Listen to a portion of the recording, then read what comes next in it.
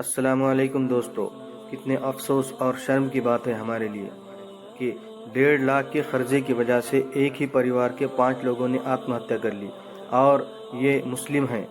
ہم نے دین کی باتوں کو بھلا دیا ہے، ہمیں تو غیر مسلم پڑوسی تک کی مدد کا حکم ہے۔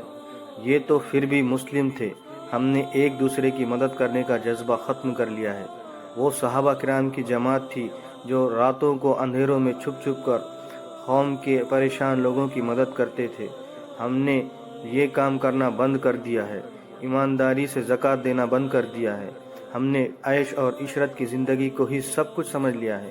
ہمیں غیر ملکوں کے مسلموں کی فکر ہے، لیکن اپنے پاس پڑوس کے پریشان مسلم بھائیوں کی پریشانی کی فکر ذرا سی بھی نہیں ہے۔ یہ جھوٹی ہمدردی بند کرو۔ سچ میں تمہارے دل میں مسلم کا درد ہے تو شروعات اپنے آس پاس کے غریب، یتیم، لاچار مسلمانوں کی مدد سے کرو۔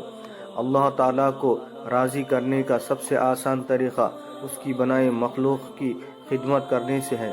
اللہ تعالیٰ ہم سب کو بنا دکھاوے کے سچے دل سے مخلوقات کی خدمت کرنے کی توفیق عطا کرے اور اس لائق بنائے کہ زیادہ سے زیادہ سب کی مدد کر سکے۔ آمین ثم آمین۔